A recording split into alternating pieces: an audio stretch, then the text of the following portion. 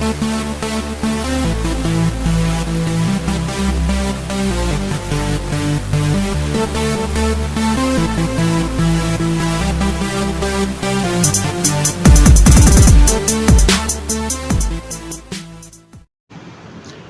happy Friday racing, bayang karerista. Shoutout lang tayo saglit.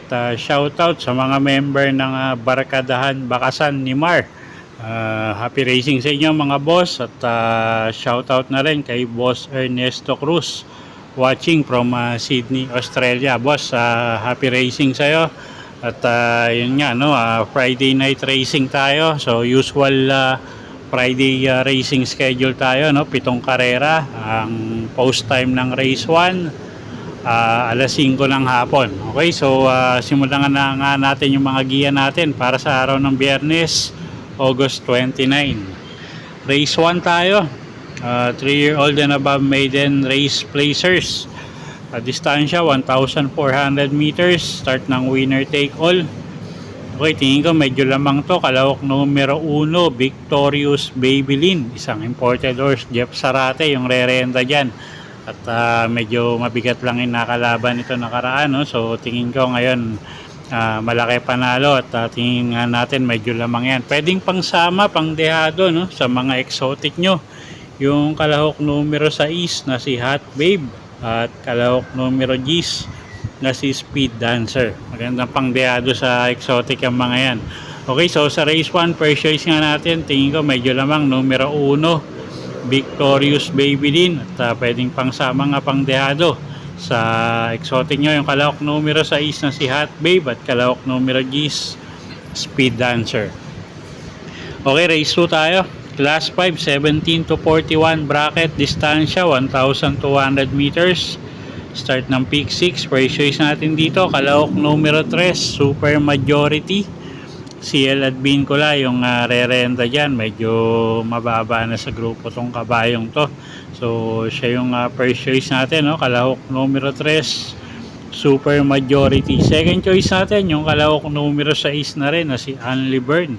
Gagabayan naman yan ni Mark Gonzalez. Ito, gamay din ng hinete yan. At tingin ko may panalo rin. So dito sa race number 2, first choice nga natin, kalahok numero 3, Super Majority. At second choice nga natin yung kalahok numero 6 na si Anli Burn. Okay, next race tayo, race number 3. Start ng pick 5. Class 5, 17 to 41 bracket, distansya 1,200 meters. May 8 kalahok tayo rito. First choice, kalahok numero 4, Hot Rod Hearts, GL Sego Jr. yung re-renta dyan. Gamay ni GL Sego Jr. to. At tingin ko malaki panalo, no? Medyo magangin laban ngayon. Second choice, yung kalahok numero 5 na rin na si Believe in Me.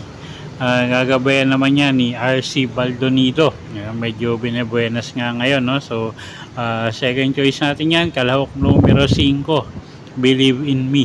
Okay, so sa race number 3, first choice nga natin, kalahok numero 4, Hot Rod Hearts. At second choice nga yung kalahok numero 3, yung kalahok numero 5, sorry, numero 5, Believe in Me.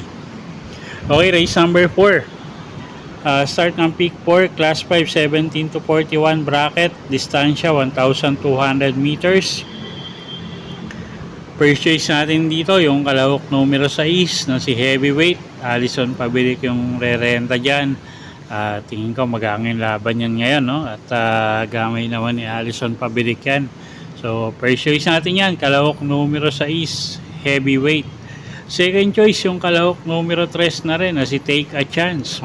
Mark Gonzalez naman yung re-renta dyan. Isang matuling kalahok, no? At tingin ko pag nauna may panalo rin. So second choice natin yan, kalahok numero 3, Take a Chance. Okay, so sa race 4, first choice nga, kalahok numero 6, Heavyweight. Second choice, kalahok numero 3, Take a Chance. Okay, race 5 tayo. Class 5, 17 to 41 bracket, distansya 1,200 meters. First choice natin dito, kalahok numero 7, Essential Lady. RC Baldonido yung sasakay dyan. At medyo mababa na rin sa grupo yan. At Tingin ko malaki panalo niya, no? Numero 7, Essential Lady. Second choice, kalahok numero 3, Leviathan. Pabs Caballero naman yung re-renta dyan. At siya nga yung second choice natin, no? Hindi pa nagpapakita ng buti tong kabayong to, pero tingin ko kaya niya tong grupong to. So second choice natin yan. At third choice natin, pang dehado, kalahok numero 5, Footloose. Ace Aguila naman yung re-renta dyan. Okay, so sa race 5, first choice numero 7, Essential Lady. Second choice, kalahok numero 3, Leviathan. At third choice, pang dehado, kalahok numero 5, Footloose. Okay, race number 6 tayo. Penultimate race, class 4, 42 to 56 bracket, distansya 1,200 meters. First choice natin dito, kalahok numero 8 na rin, na si C-Rise. Pati dili may re-renta dyan. At maganda yung post position niya, no? So mukhang kaya ng kumuha ng unahan, although medyo maraming matulin dito sa karerang to, pero tingin ko kaya na rin niyang mauna. Second choice, kalahok numero 3, Stephanie. Si Espare Jr. naman yung sasakay dyan. Ito pwedeng iuna, pwedeng isunod yung kabayong yan, isang imported horse din. Third choice natin dito, yung kalahok numero 4 na si Elena Bell. Gagabayan naman niya ni Chris Garganta. Okay, so sa race 6, first choice nga numero 8, C-Rise. Second choice, kalahok numero 3, Stephanie. At third choice natin, kalahok numero 4, Elena Bell. Okay, race 7 tayo, last and final race for the day. Class 5, 17 to 41 bracket, distansya 1,200 meters, paratingan. May 8 kalahok tayo rito. First choice na rin natin, kalahok numero 3, Marengo. JMS Torque yung re-renta dyan, isang matuling kalahok. At tingin nga natin, siya na rin yung pwedeng mauna rito, no? At gamay naman ni JMS Torque yan. At nakaraan medyo mainam na rin yung ipinakita niya. So tingin ko hinog na rin yan para manalo.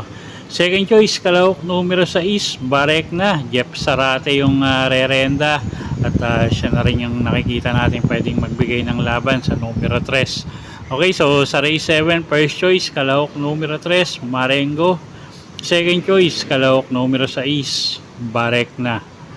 Okay, so yun po yung mga giya natin para sa araw ng Biyernes, August 29, 2025. Sana po yung makatulong sa pagpili nyo ng mga tatayaang kabayo. Inulit ko po, kayo pa rin po masusunod kung saan nyo itataya yung pinagpaguran yung pera.